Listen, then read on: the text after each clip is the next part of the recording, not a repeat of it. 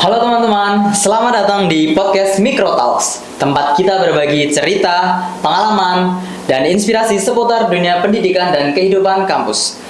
Di episode kali ini, kita punya kesempatan spesial untuk ngobrol langsung dengan salah satu dosen PTIK yang punya perjalanan hidup menarik. Dari masa-masa sebagai mahasiswa, menghadapi berbagai tantangan, sampai akhirnya bisa berdiri sebagai seorang dosen yang menginspirasi banyak mahasiswa.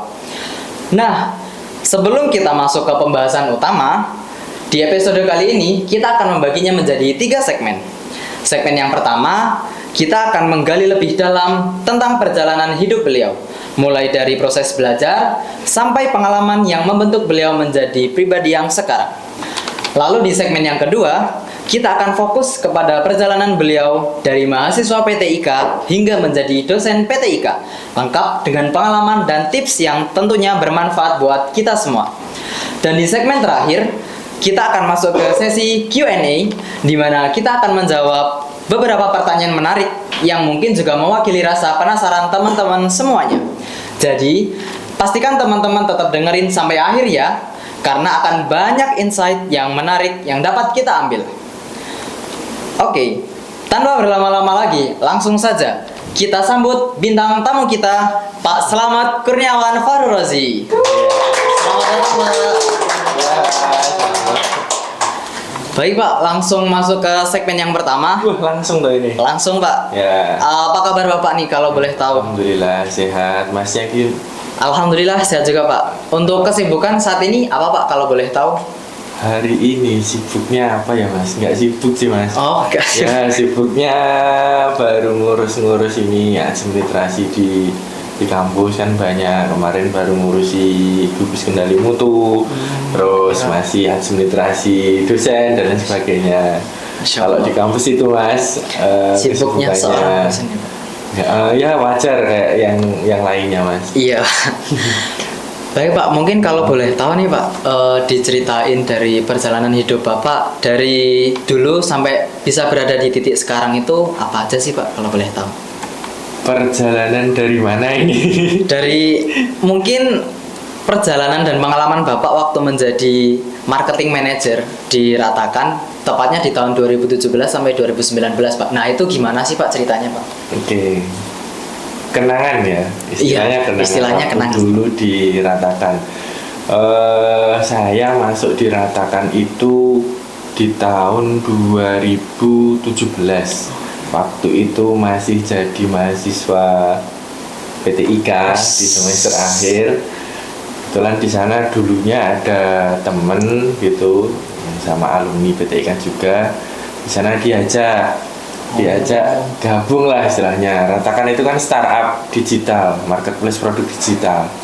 Awalnya di sana ya sekedar bantu-bantu gitu kan. Ya saya banyak belajar di ratakan.com. Kalau pengalaman sendiri, saya mengenal startup. Iya, Pak. Istilahnya startup yaitu di Ratakan. Saya mengenal industri kreatif, saya mengenal marketplace, saya mengenal jual beli online, itu malah awalnya dari Ratakan itu. Kalau tadi Masnya bilang jadi apa tadi? Jadi ini, Pak, marketing manager. Ya, marketing manager. Nah, Ya. itu ya setelah berjalannya waktu kerja di sana, akhirnya kan terus dikasih amanah jadi manajer marketing. Nah, di situ ya pengalaman mencari vendor, kedua yang utama adalah mencari customer baru. Ya kan, walaupun Ratakan memang sudah besar, usernya juga banyak, tapi kan yang namanya bisnis kan harus jalan. Iya, Pak. Harus punya banyak klien juga, banyak customer kan gitu. Nah, itu ya fokus saya bersama tim saya. Pasti kan saya punya tim. Iya, Nah, itu lebih ke mencari itu. Jadi bikin bikin kegiatan, bikin event, bikin promo. Nah, yang kiranya menarik buat menambah customer masuk ke Ratakan itu bagaimana. Nah, itu jadi lebih banyak belajar strategi marketing. Nah, pengalaman di situ. Nah, menurut saya cocok itu kalau buat mahasiswa hari ini. Jadi belajar itu nggak pas sudah selesai, tapi saat masih kuliah paling nggak bisa mulai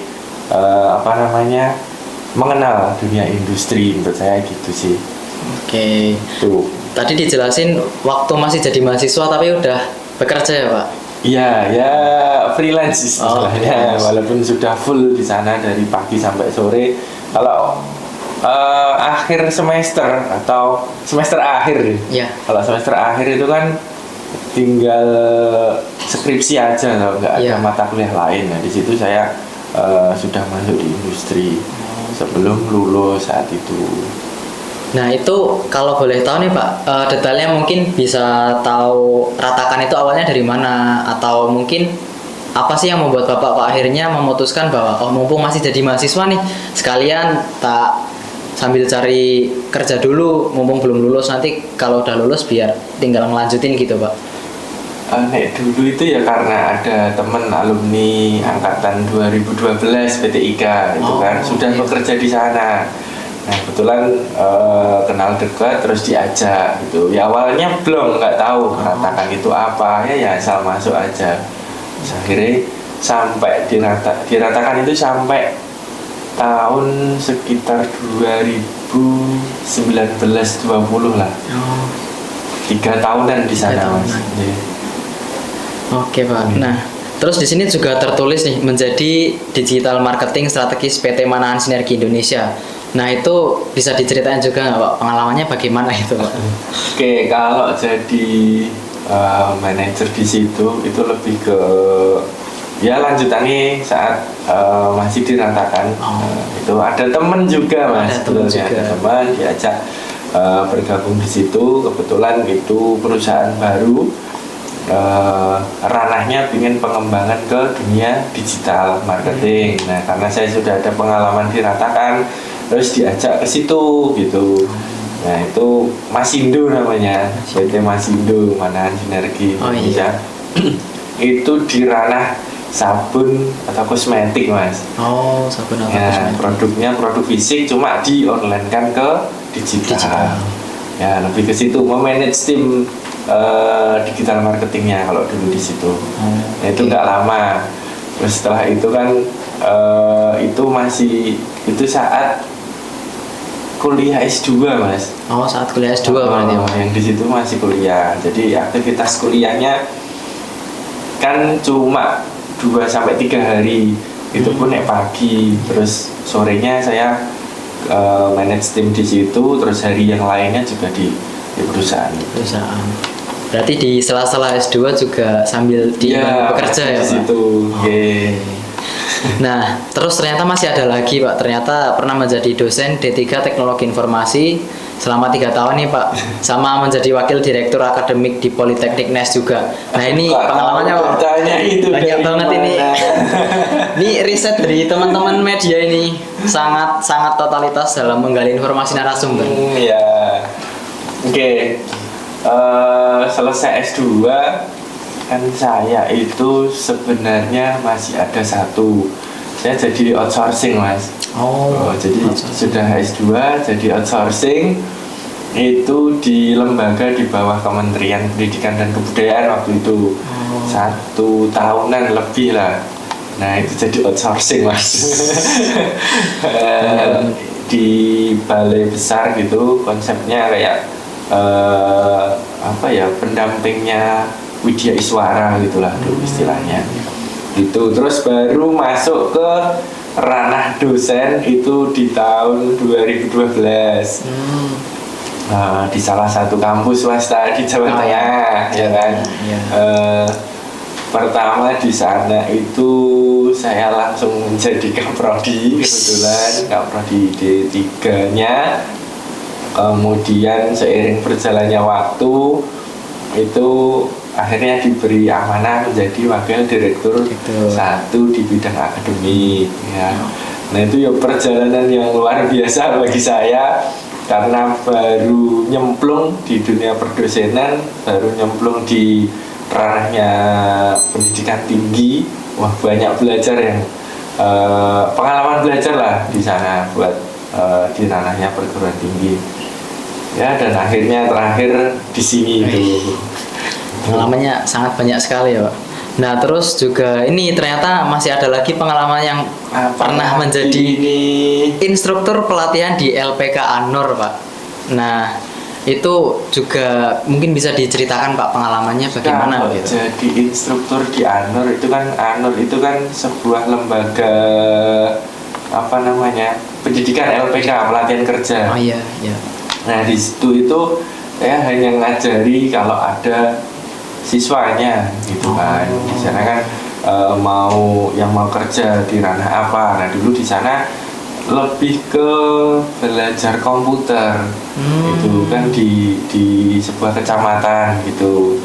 Nah ya biasalah ngajar-ngajar gitu aja. Oh iya. Berarti ngajarnya kalau pas ada siswanya gitu ya Pak? Gitu, iya. ada panggilan. Ada panggilan. Kalau di ranahnya perkuliahan kayak jadi dosen luar biasa, panggilan gitu. Oh iya Pak, baik. Nah sama ini nih, ternyata kan Bapak juga aktif di sosmed nih Pak. Bisa dibilang konten kreator karena rutin upload konten-konten seperti itu. Di waktu ngajar di PTK pun beliau juga sering ngupload konten nih gitu. Nah kalau boleh tahu nih Pak, apa yang membuat Bapak punya keinginan untuk menjadi konten kreator dan mempublikasikan setiap momen yang terjadi gitu Pak? Kalau konten kreator ya itu baru ya cuma punya harapan di situ untuk personal branding aja.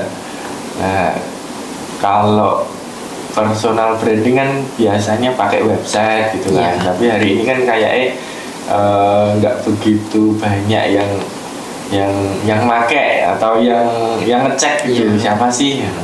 Nah ya cuma untuk personal branding aja. Kegiatan untuk nambah atau ngasih motivasi atau edukasi gitu ya kayak yang tepat pakai akun media sosial. Ya kayak cuma singkat-singkat gitu aja Mas. Tapi karena juga memang karena trennya berubah ya Pak. Sekarang tuh kalau katakanlah mau daftar kerja itu nggak cuman portofolio di CV tapi sosmednya juga sekarang ternyata dicari. Ya biasanya dicari gitu kan, ditanya ke sosial mediamu apa gitu kan. Benar Pak. Ya ke situ lah, ngikuti arus saja kalau yang di situ belum pro juga. Kalau mau lihat ya isinya baru seberapa toh, belum pro juga gitu. Pengikutnya juga belum banyak. Ya doakan. Ya amin. Kalau nanti naik gitu kan paling nggak juga bermanfaat untuk prodi. Gitu. Ya amin. Harapannya gitu aja sih. Ya semoga yang diharapkan Bapak buat bisa menginspirasi tentunya bisa terwujud dan mungkin kalau Bapak mau promosi boleh Pak dipersilahkan di sini ya. Mau sekalian memperkenalkan akun sosial media jangan lupa biar teman-teman Microtalks tahu. Oke, jangan lupa di follow dulu akun saya di Dosen Suhu. Mungkin bisa bermanfaat untuk teman-teman yang follow itu ya. Oke, itu aja ya Mas ya. Jangan lupa di follow teman-teman. Oke. Nah ini Pak ternyata juga ada satu fakta menarik lagi nih Pak. Ternyata Bapak ini punya usaha furnitur nih Pak di tengah kesibukan yang sangat-sangat banyak sekali.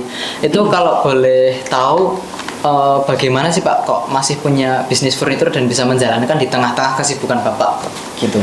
Jadi kalau furnitur sebenarnya bukan usaha saya. Lebih ke keluarga kan gitu. Bukan ranah saya sendiri gitu, enggak.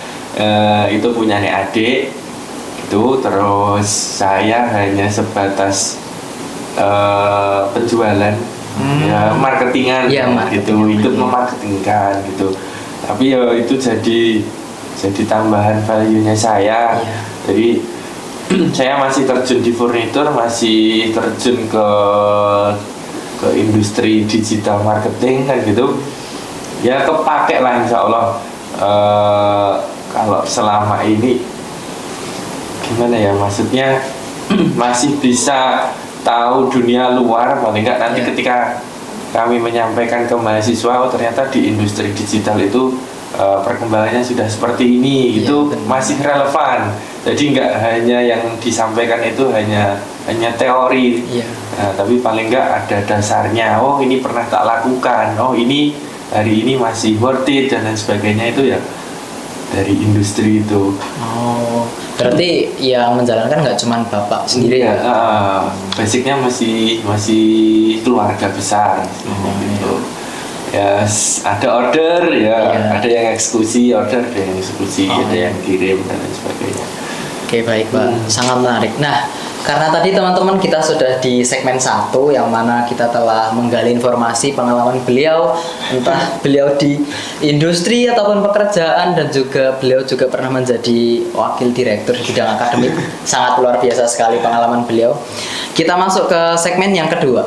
Nah, di segmen yang kedua ini sekarang kita masuk ke pembahasan yang menjadi topik utama kita, yaitu mahasiswa PTIK yang menjadi dosen PTIK. Langsung saja nih Pak ke pertanyaan yang pertama nih. Oke. Mungkin awalnya dulu nih Pak, kalau boleh tahu, dulu Bapak masuk ke prodi PTIK ini alasannya apa Pak? Boleh minum dulu? Boleh Pak, silakan Pak, silakan. Sambil minum ya. Iya. Kenapa kok masuk ke prodi PTIK? PTIK, benar Pak. Gitu. Oke, saya masuk prodi PTIK di tahun 2013. Pasti banyak yang tanya, salah prodi atau enggak? Ya, Gitu itu kan. menjadi salah satu pertanyaannya Pak. Enggak. Nek salah prodi atau enggak sebenarnya enggak juga.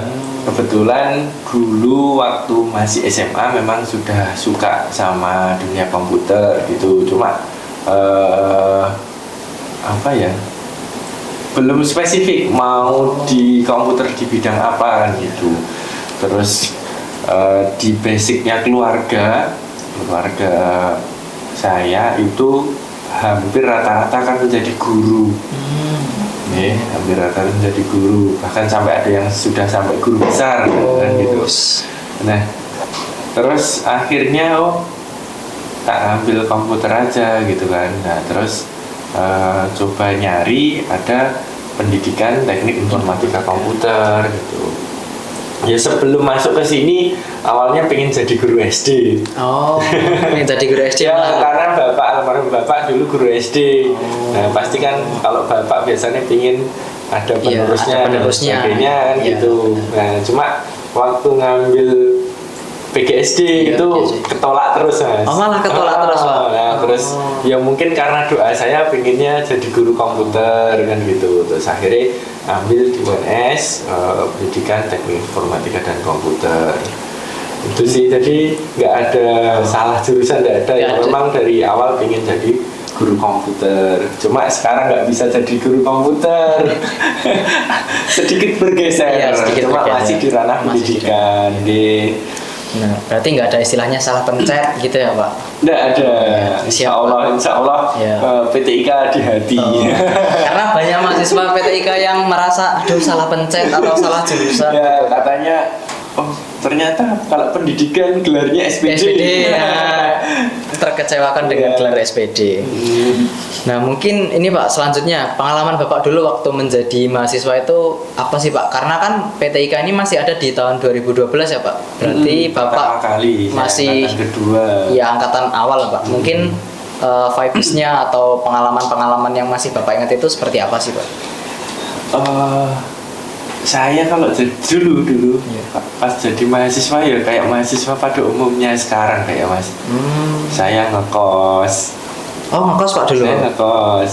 Oh. Yang menurut saya kalau ngekos itu paling nggak nambah circle area Solo. Iya. Nah, orang kota Benar, kan saya benar, dari Pak. desa. Iya, benar. Nah, nambah circle di kota gitu. Terus bisa lebih fokus belajar di kampus kan gitu. Kalau dulu Mas di angkatan kedua itu ya masih derek kakak tingkatnya. Oh. banyak ya karena masih prodi baru ya. Baru ya. Apa masih ikut kakak tingkatnya. Nah, apalagi yang angkatan pertama itu Iya. apa mandiri. Iya. Nah, Benar-benar. masih punya kakak tingkat yang bisa bantu lah kayak dulu itu sama ya kayaknya sekarang juga sama kakak tingkat juga kan. Iya, Nggak tetap apa-apa. tanya-tanya gitu Pak. Nek dulu angkatan kedua itu menurut saya ya nggak sebagus yang sekarang. Jadi setiap tahun pasti kan prodi juga punya banyak tambahan Iya. inovasi dan lain sebagainya. Lebih banyak yang sekarang saya lihat. Oh. Jadi nek dulu kayaknya masih sederhana banget gitulah. Oh, iya. Tapi sekarang kan teknologinya sudah sudah banyak, lab-lab Iya. sudah lebih lengkap. Lengkap, Nah, iya. kalau yang di angkatan awal kan belum selengkap yang sekarang Iya, gitu. benar. Sekarang sudah punya lab podcast, Iya, lab podcast. seperti ini. Nah, dulu kan belum Oh, gitu. Ya namanya sama-sama merintis kan dulu Iya. itu ya dimanapun mungkin seperti itu juga. Tapi dulu emang sudah ramai atau masih sepi, cuman baru 2 angkatan dan mungkin beberapa prodi sebelah lain gitu Pak, suasana waktu di kampus ini Pak? Suasana sama Mas, ya lebih ramai sekarang. Nek dulu kan waktu saya di sini sampai 2017 itu kan masing-masing angkatan itu 2 kelas. 2 kelas. Terus prodi sebelah ada 2 juga sama. Nek ramenya kalau nggak salah rame sekarang. Ya. Cuma bedanya Mas, Apa tuh? kalau dulu karena koneksi internet itu nggak semurah sekarang Iya, ya. iya. Apa namanya? Dulu kampus itu kalau malam itu rame Mas. Malahan Pak? Nek sekarang kalau Jadi yang tempat nongkrong. kuburan sepi. Iya. Karena apa? Dulu saya dan teman-teman itu kalau kuliah selesai itu kalau pulang ke kos itu nggak ada internet. Dan sekarang kos-kosan sudah Ya. free wifi ya. Sudah free wifi. Nah, nggak ada wifi-nya nggak laku Ya, itu nggak kos. tahu. Benar. Nah, cuma kalau yang dulu itu kan belum Mas. Iya sih Pak. Baik, Benar. kos yang ada wifi-nya belum semuanya. Ya. Jadi banyak ketika selesai kuliah pulang ke kos mandi itu malamnya di kampus. Kesini lagi. Jadi di gedung B sana itu, Iya. itu kalau malam itu ada mejanya Mas. Bikin tempat tongkrongan baru. Ya duduk, ada yang nge-game, ada yang ngerjain tugasnya. Sekarang ngerjain Iya. tugas di kampus Nggak ada. Saya habis jam 5 itu kampus ini Udah sepi. Kalau nggak pulang ke kos ya paling nongki di mana gitu Iya, lah sekarang. dulu nggak seramai sekarang, banyak warung kopi. Iya. Nah, dulu adanya cuma burjo. Iya, adanya cuma Itu pun burjo. di kampus sebelah. Oh iya. Dekat-dekat sini nggak ada. Itu Pak. Berarti Sepi gitu. Iya Pak. Nah terus selanjutnya nih Pak, dulu waktu Bapak menjadi mahasiswa nih, Bapak apakah termasuk mahasiswa yang santai, aktif, atau yang pemburu deadline, atau bahkan yang organisator gitu Pak, join BEM sana sini, ikut UKM gitu Pak? Los Mas. Los itu gimana tuh Pak? Los itu ya satu pemburu deadline. Kalau ikut organisasi saya sama sekali kayaknya Nggak enggak ikut. sama. Nah, ya ikut kegiatannya organisasi bisa jadi misalnya dulu ada SKI gitu kan. Oh, iya. Nah, biasanya ada kajian, saya Iya, ikut ada kajian. kajian. Oh, Masya Allah Masya sekali Allah, ya. Masya Allah sekali. Gitu. Terus misalnya ada kegiatan camping atau apa gitu saya ikut, tapi cuma nggak ikut di organisasinya. Oh, cuman Gitu. ikut dari bagian kegiatannya. Bagian kegiatan Oh, iya. itu ikut. Ya yang lain kuliah pulang. Oke, itu. Ya, karena mungkin apa suasananya tuh beda ya Pak, karena dulu mungkin ya masih belum seramai sekarang dan ya malamnya tuh lebih enak buat nongkrong, jadi kayak ya mending asik seperti itu gitu. Saya kan introvert Mas. Oh, introvert ini. Saya banyak diem, mungkin dulu saya aktivitasnya memang nggak banyak di kampus. Aktif di luar itu ya misalnya kayak Karang Taruna. Jadi kalau Sabtu Minggu kan biasanya saya masih pulang Iya. kampung gitu. Nah, aktifnya di Karang Taruna. Terus ngajar TPA. Oh, ngajar TPA juga. Wah, Masya Allah. Di Itu. desa berarti ya Pak? Ya, di desa. Jadi aktivitasnya malah di luar Iya, kampus, di luar kampus. ya di dalam kampus nggak ada sih.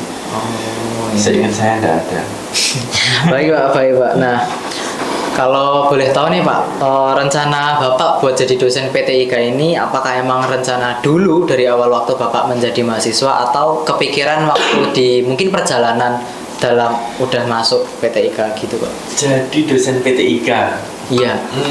Jadi ini pribadi ya Mas ya. Dulu almarhum Bapak itu ingin atau pernah ngomong lah istilahnya itu kan. Waktu saya masih kuliah atau sudah jadi ya masih kuliah lah Masih mungkin. kuliah. Ya paling enggak salah satu putrani gitu kan. Oh, Saya iya. 2 bersaudara. Oh, 2 bersaudara. Adik sekarang juga masih studi lanjut S2 juga.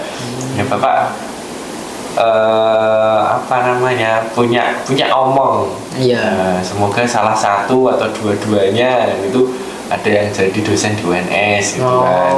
Tapi kan saya menanggapinya itu kan sekedar kan doanya Bapak. Nggak harus kan aku ngajar di UNS kan gitu. Ngajar kan nggak harus menetap. Iya, benar. Kan gitu. Nah, saya masuk S2 lanjut di perdosenan itu kan di kampus sebelah. Oh, malah bukan di UNS. Enggak, lah yang tadi. Oh iya, Ceng. Oh iya. Itu kan. Ya, yang penting dosen. Itu saya sudah ngomong ke Bapak kalau saya sekarang jadi dosen kan gitu. Iya. Nah, terus di 2025 itu kan ada lowongan. Iya. Di UNS ada lowongan, terus saya sempat mikir apa ini tak coba. Jadi apa namanya, rezeki buat masuk gitu kan, dari omongan Bapak tadi, tak coba aja. Sebenarnya kalau memasukkan lowongan di UNS itu sudah lama, Mas. Sudah lama kan, Pak. Lulus S2 itu sudah nyoba, cuma gagal karena nggak sesuai dengan permintaan gitu kan. Belum linear dan sebagainya. Nah, kebetulan lah kok di 2025 kemarin saya lihat formasinya itu linear dengan ijazah S1 S2 saya. Nah, terus tak coba gitu, dan alhamdulillah Juli 2025 masuk di PTIK. Itu menarik Pak. Jadi karena mungkin dulunya itu sudah ada kepengen, cuman karena kebetulan nggak linear gitu.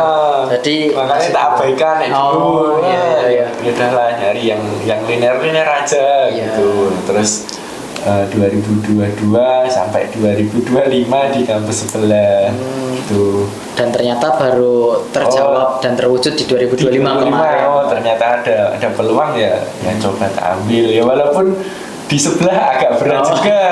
Agak berat ninggalin ya, Pak. Kan udah agak lama gitu, tapi kan hidup kan pilihan. Iya, hidup kan pilihan. Ini tak pilih. Semoga ini jadi apa namanya, tempat, jadi pilihan tempat saya bernaung, tempat untuk belajar, kemudian tempat untuk menyampaikan ilmu kepada teman-teman semuanya. Gitu. Menarik Pak, sangat menarik ceritanya.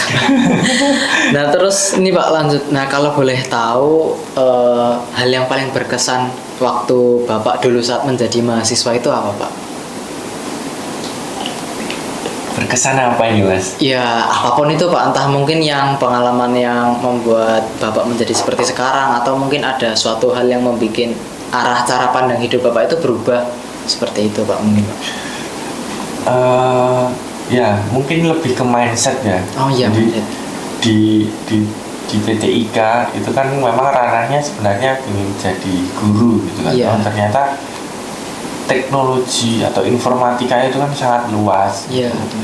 Nah, dari situ terbukalah mindset, kebutuhan teknologi itu nggak hanya sebatas jadi guru komputer kan gitu. Ternyata ada yang lain kan gitu.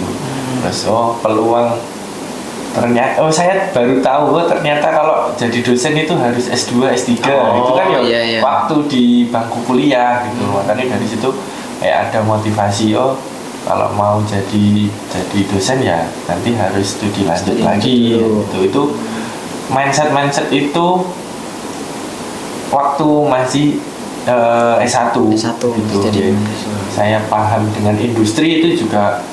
Dulu waktu SMA nggak kepikiran bisnis, nggak kepikiran cara nih jualan, itu malah nggak tahu. Justru waktu di perkuliahan itu baru tahu ternyata seperti ini ya. Lebih menurut saya kuliah itu bisa membuka mindset baru. Berarti sebagian besar dari apa yang membuat Bapak menjadi seperti sekarang itu adalah justru dapatnya waktu di S1 ya Pak? S1, buka mindset beneran itu. Jadi misalnya kuliah itu hanya kok kuliah menurut saya nggak cocok menurut saya. Jadi malah kuliah itu justru menambah wawasan baru gitu, teman baru, circle baru, banyak sekali sisi positif yang diambil ya Pak. Beda nek kuliahnya nanti di S2. Kalau di S2 kan sudah mulai penelitian, S3 penelitian gitu. Nah kalau terus waktunya di S2 S3 itu kan nggak lama gitu kan. Nah kalau di S1 kan 4 tahun. Nah itu ya lumayan. Belajarnya, nambah wawasannya, buka mindset itu lumayan banget. Oh ya Pak, tadi disebutkan kalau beda rasanya ataupun suasananya ketika S1 dan S2. Kalau lebih detailnya mungkin dari pengalaman Bapak sendiri, perbedaannya itu apa toh Pak? Terutama dari segi mungkin interaksi sama teman-teman rekan perkuliahan gitu Pak. Kalau saya lihat kayaknya sama aja sih Mas. Sama aja. Nggak ada perbedaan dulu sama sekarang. Saya lihat teman-teman sama-sama tetap guyup, nggak ada yang konsepnya ninggalin gitu kan, nggak ada. Saya lihat di kelas juga keaktifannya sama kok memang dulu. Mungkin perbedaannya cuma di fokus tugasnya ya Pak, yang lebih relate kayak penelitian gitu ya Pak. Yang kalau S2 yang S1 apa S2 ini? Yang S2 Pak, yang masuk. Yang S2. Kalau di S2 kan ranahnya memang pendekatannya kayaknya lebih ke penelitian. Cuman tetap culture-nya dari S1 nggak begitu jauh ya Pak perbedaannya. Masih sama. Nah kebetulan S2 saya itu kan di prodi yang baru juga. Di prodi yang beda ya Pak. Prodi yang beda, kemudian prodi baru juga. Kan S1 S2 saya di UNS semua. Oh iya di UNS semua. Nah yang S2 kan di prodi baru, pendidikan guru vokasi, saya angkatan pertama. Mungkin saat itu teman saya itu ada sekitar 14. Itu satu kelas 14? Hanya 14 itu dari teman-teman prodi PTIK, PTB sama PTM. Malah jadi satu keluarga di sana malah. Di situ. Jadi ya teman-teman tambah pengalaman baru. Ya Pak. Nah terus ini Pak, kalau boleh tahu nih siapa orang yang paling berpengaruh dalam perjalanan karir Bapak ini?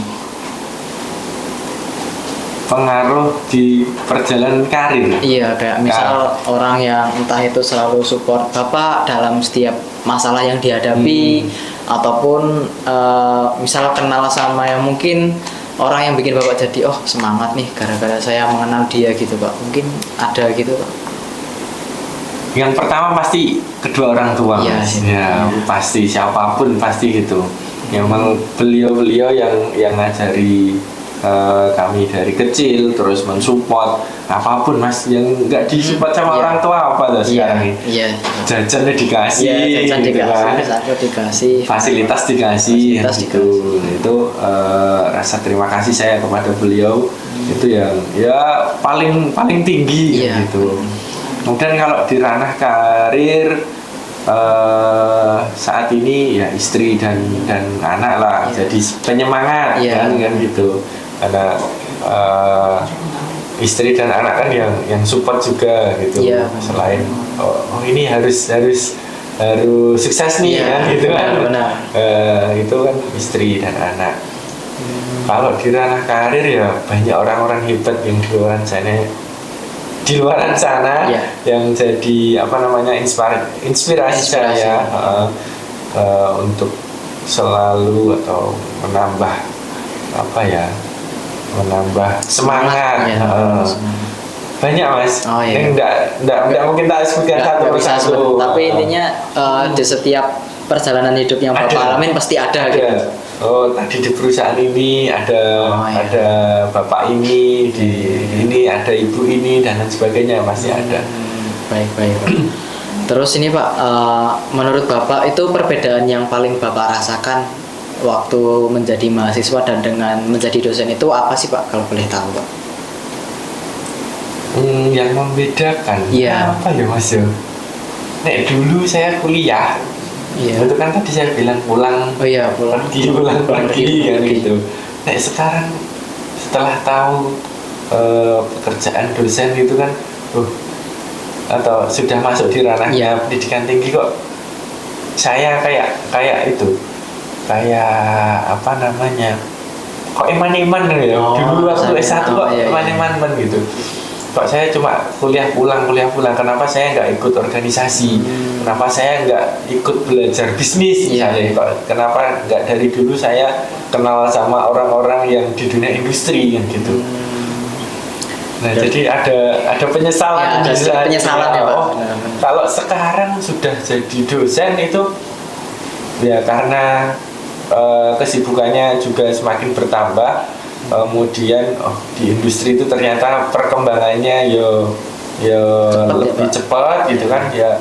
Nek dulu nggak ngejar sama sekali, tapi sekarang setelah jadi dosen saya harus ngikuti industri kan, nggak mungkin di luaran sana entah industri di apapun lah, itu kita coba nyari yang relevan. Jadi nanti apa yang mau kita sampaikan ke mahasiswa juga masih relevan gitu, nggak kok industri zaman dulu baru kita sampaikan. Oh, di luar itu hari ini sudah berkembang teknologi ini misalnya, itu ya harus ngikuti. Menurut saya lebih banyak tantangan sekarang daripada saat dulu masih jadi mahasiswa, karena penyesalan itu kan. Berarti mungkin buat teman-teman yang S1 nih ngerasanya alah mending kuliah pulang belajar dari pengalaman Pak Rosi ya. Jangan lakukan itu. Iya. Manfaatkan mumpung masih S1 gitu. Paling enggak kan sekarang kan sudah ada kegiatan magang, ada MPKM juga, itu peluang banget, itu perlu dimanfaatkan semaksimal mungkin menurut saya. Jadi tahu industri lebih awal, tahu dunia luar lebih awal. Jadi nggak melihat bangku kuliah tok, enggak, tapi di luaran sana itu saya dibutuhkan, gitu. Oh, ada peluang ini loh, nah itu malah didapatnya bisa jadi dari luar, nggak dari bangku kuliah. Itu sih. Oh ya, berarti emang kita nggak cuman kuliah terus ngerjain tugas terus pulang, tapi tetap sebisa mungkin mencari pengalaman yang sebanyak-banyaknya. Ya, dari magang, dari PI, atau bisa dari freelance, atau apa ya namanya, paruh waktu kayak gitu kan, ada part-time gitu kan, ya itu dilakuin aja menurut saya. Ya sih Pak, benar. Nah terus ini sih Pak, kan tadi udah dijelasin perbedaannya waktu menjadi mahasiswa sama dosen. Kalau sekarang waktu Bapak ketika sudah menjadi dosen ini, pengalaman yang paling berkesan itu apa Pak? Boleh diceritakan Pak? Pengalaman jadi dosen berkesan? Iya, yang paling berkesan kira-kira apa gitu?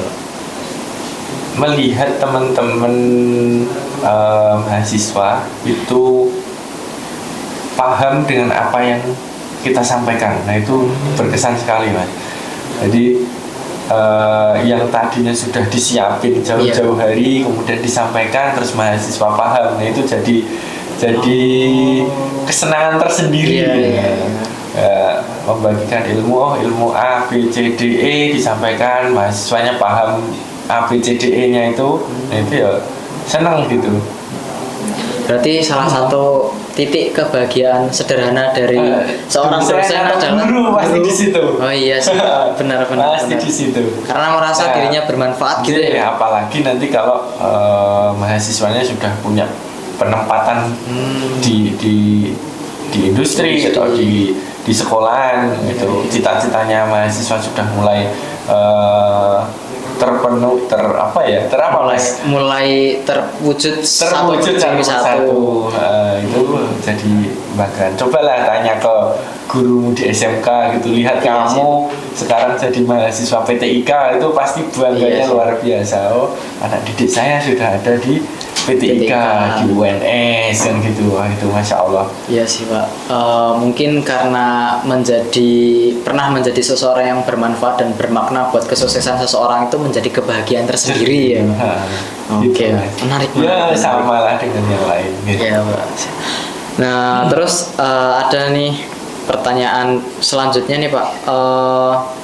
Menurut Bapak, mahasiswa yang sekarang ini apakah punya kelebihan tertentu dibandingkan mahasiswa zaman dulu gitu sih Pak? Kalau menurut Bapak? Zaman dulunya gimana? Zaman dulunya mungkin kalau saya salah omong bahaya ini. Zaman dulunya mungkin waktu menjadi mahasiswa aja Pak, biar mudah menggambarkan dan juga memberikan ilustrasinya sih Pak. dulu Mas, Iya. IE itu kan nggak Iya. saya di IE aja ya, Iya, boleh Pak. nggak sedetail sekarang. Iya. Dulu kan nggak ada IE, ya ada cuma Mbah Google Iya. kan gitu, tanya gitu. Kalau sekarang itu wah Masya Allah, enak sekali. Apa bisa di-AI-in Pak Apa-apa sekarang? bisa Pak? di-AI-kan. Ya walaupun AI itu bukan harus dijadikan patokan hasilnya sesuai, karena AI itu kan hanya sebagai alat, sebagai alat yang bantu saja, nggak harus percaya semuanya, karena yang harus mikir itu kan kita Iya, sendiri benar. kan gitu, kita sendiri. Ya wes, bedanya di situ Mas. Kalau dulu mungkin keterbatasan teknologi, Iya. kalau sekarang adanya teknologi. Tapi minta tolonglah teman-teman mahasiswa itu kalau ngerjain tugas dan lain sebagainya, ya jangan full pakai AI gitu. Baik. Yo tetap harus mikir juga, misalnya kelompokan atau apa gitu ya, Iya. tetap harus berkontribusi, Ya, andil di tugasnya. Enggak kok ada tugas ini Langsung AI gitu lah. Kalau di situ kapan belajarnya? Iya, benar. Udah belajar Pak, dari baca. Kan nggak gitu juga ya. Nggak gitu juga. Oke. Karena teknologi itu ya sebenarnya dimanfaatkan, tapi bukan berarti terus ya kita nggak ikut dalam berpikir nih. Iya. Mungkin teman-teman yang masih cuman pakai AI langsung kopas, terus habis itu ini Pak tugasnya selesai Pak, langsung kan ya nggak hanya selesai. nggak hanya gitu. selesai. Dampaknya nggak bagus juga Pak buat Iya. pemikiran kan Pak. Nanti jadi critical thinkingnya kurang atas gitu Iya. Pak. Oke Pak, menarik sekali Pak. Nah mungkin terakhir nih Pak di segmen kali 2 ini pertanyaannya adalah harapan Bapak untuk mahasiswa PTIK di masa sekarang ini apa sih Pak? Harapan untuk teman-teman mahasiswa, satu, jangan pernah berhenti untuk belajar. Belajar itu nggak hanya di ruang kelas, belajar itu nggak hanya sama dosen, tapi semua kehidupan, semua perjalanan itu adalah belajar. Gitu. Jadi tidak menutup kemungkinan belajarnya itu dari dunia, dari real kehidupannya gitu. Cuma ya harus pinter-pinter nyandai, menggaris bawah ini sesuai nggak ini. Iya. Nah, terus yang kedua, adab lah. Oh iya. Dengan adanya AI, dengan adanya teknologi yang berkembang, kadang adab itu jadi berkurang. Menurut saya loh ya. Iya. Jadi teman-teman ada mengerjakan tugas, Oh iya, full pakai AI kan, Iya, akhirnya nggak beradab. Iya, Mas. iya. Ya, paling nggak Benar. ketika teman-teman mahasiswa PTK mengerjakan tugas, nah itu ya perlu beradab juga. Oh, di sini saya belajar itu nggak hanya memanfaatkan AI, tulis selesai, tapi juga mencoba critical thinkingnya, itu mulai diasah, pola berpikirnya mulai diasah kan gitu. Biar lebih apa ya namanya, lebih terlatih gitu mungkin ya Pak, pola terlatih, pikirnya. bisa lebih bermakna apa yang kuliahnya. gitu. Menurut saya sih gitu buat teman-teman. Iya. Harapannya gitu ya, walaupun ada AI, cuma AI itu dimanfaatkan sebagai alatnya saja, jangan sepenuhnya dikasihkan ke AI. Benar Gitu. Ya, jangan, yang penting jangan lupa tetap belajar ya. Diingat-ingat pesannya Pak dosen, kan jangan cuma masuk telinga kanan mental lagi, jangan sampai jangan sampai sebagai mahasiswa yang berpendidikan kita harus menjalankan apa yang karena nantinya kan kalau kita ngajar di SMK itu kan, kalau kita belajarnya sekarang, besok waktu disampaikan ke siswa-siswi di SMK kan juga masih relevan. Iya, masih juga. relevan. Oke. Benar sekali. Oke Pak, nah mungkin di segmen 2 cukup itu Pak. Lanjut kita ke segmen yang ketiga teman-teman, segmen terakhir, yaitu segmen terakhir ini Pak. Kita menjawab Q&A dari kemarin. Karena kan dari tim kita itu kemarin ini Pak open pertanyaan ke publik yang diposting di Instagram Stories gitu. Jadi ini pertanyaan dari bukan dari netizen. Bukan ini full murni dari teman-teman netizen PTIK tercinta. Oke, boleh apa-apa coba. Nah, ini Pak, pertanyaan yang pertama langsung saja. Mata kuliah yang paling disukai dan paling tidak disukai itu apa sih Pak? Ini sekarang atau dulu? Ya mungkin S1. Ya mungkin dulu waktu Bapak masih S1, mata kuliahnya yang paling Bapak suka dan paling tidak disukai itu apa gitu. Yang tidak saya sukai, Bang. Mohon maaf ini nggak berani saya ngomong. Oh. Loh kan ini apa namanya? Semua dosen sekarang iya. jadi partner saya semua, jadi teman. Nah, saya agak malu-malu dulu waktu dulu ini beliau ini jadi guru-guru saya, jadi dosen saya gitu. Sekarang jadi teman gitu. Masa mau nyampein nggak suka? Enggak, kalau saya dulu karena memang sudah suka mata kuliah, karena dulu saya sudah suka komputer, jadi terus punya kepinginan ya akhirnya semua nih suka nggak suka ya tak ikuti gitu. Tahu nggak tahu ya penting ikut kan gitu kan gitu ya, penting ya semua dipelajari.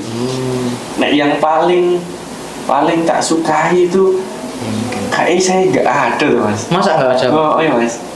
Maksudnya levelnya menurut saya ya sama semua. Sama karena semua tak ikuti, semua saya suka. Ya memang secara penjurusan saya dulu ambilnya kan di RPL.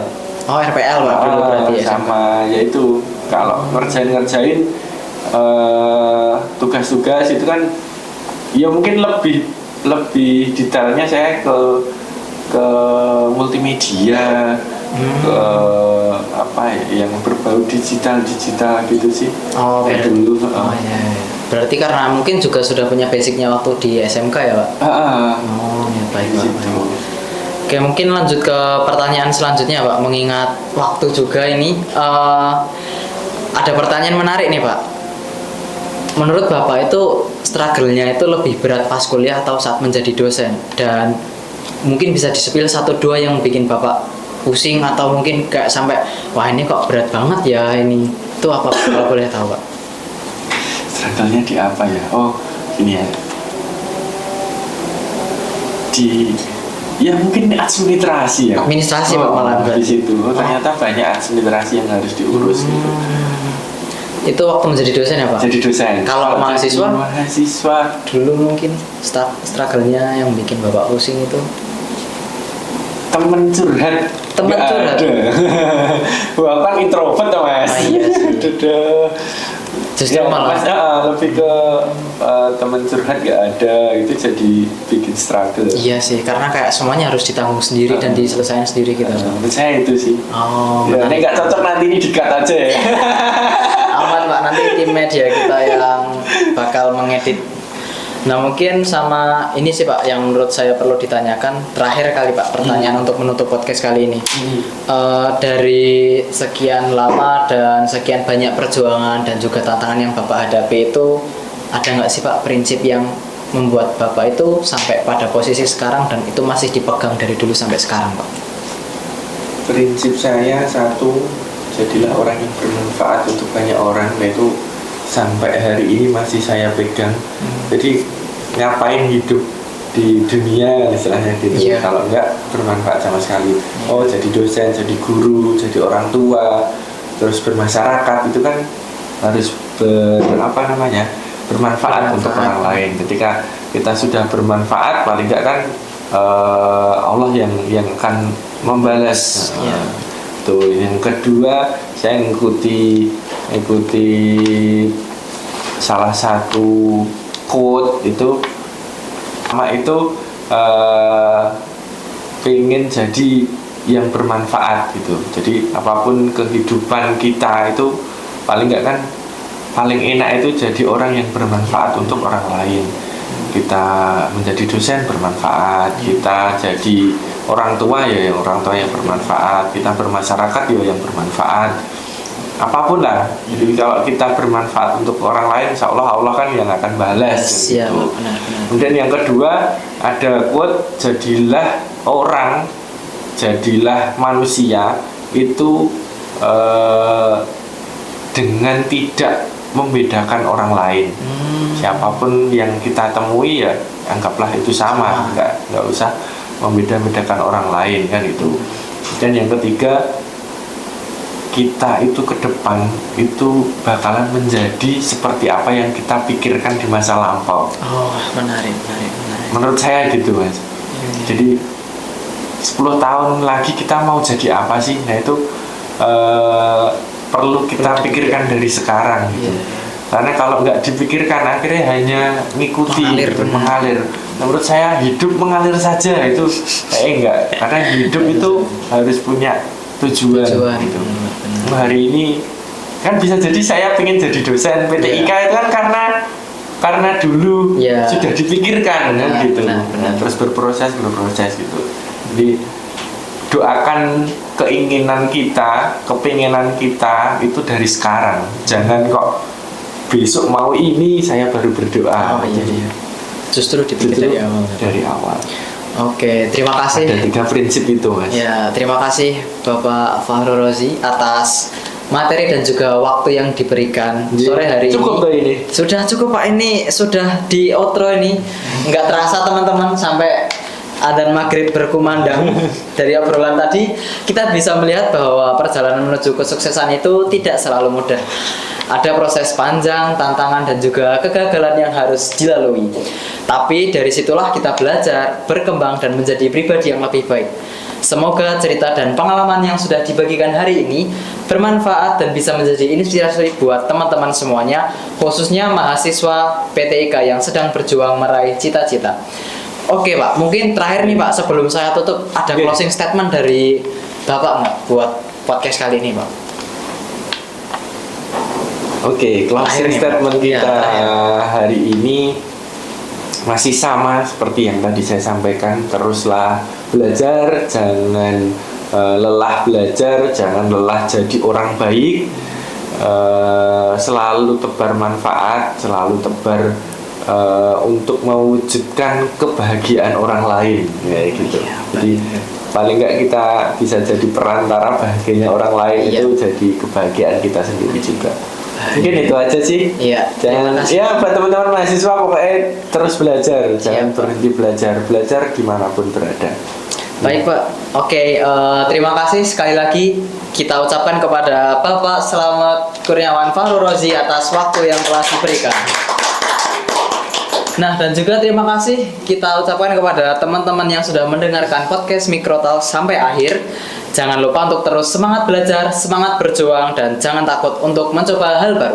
Saya sebagai moderator pamit undur diri. Sampai jumpa di episode berikutnya.